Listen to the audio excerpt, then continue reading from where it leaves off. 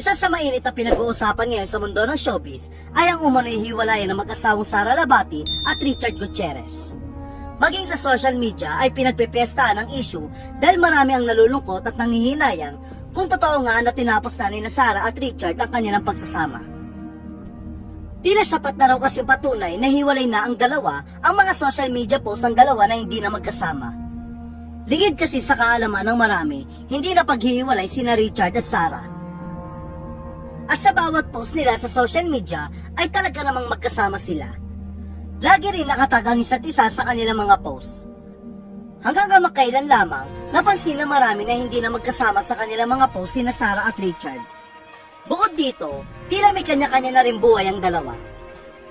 Sa kasalukuyan, nagbabakasyon sa Camarines Sur si Sara kasama ang kanilang mga anak na sina Zion at Kai. Samantala, nakapagtataka rin na wala si Richard sa kaarawan ni Sara. Habang wala naman si Sara sa kaarawan ng ina ni Richard na si Annabel Rama.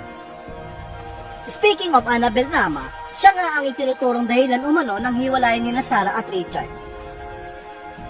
Ayon sa ilang showbiz insider, di umano'y nakikisawsaw at nakikialam si Annabel sa relasyon at problema ni Sara at Richard. Samantala, ibinunyag naman ng veteran showbiz columnist na si Christopher Min na malaking factor umano sa hiwalayan ni Sara at Richard ang alitan ng mami ni Sara na si Esther Labati at Annabel.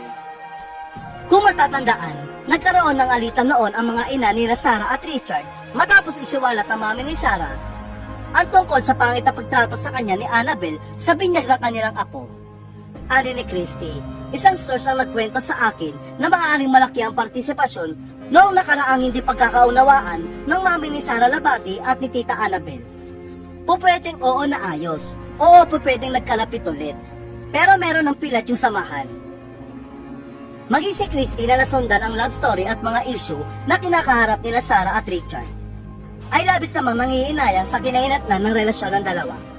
Giit pa niya, sayang umano dahil ipinaglaban nila Sara at Richard ang relasyon ng mga ito, lalo na sa mga magulang ni Richard. Payag pa ni Christy, pero alam mo, sayang na sayang to.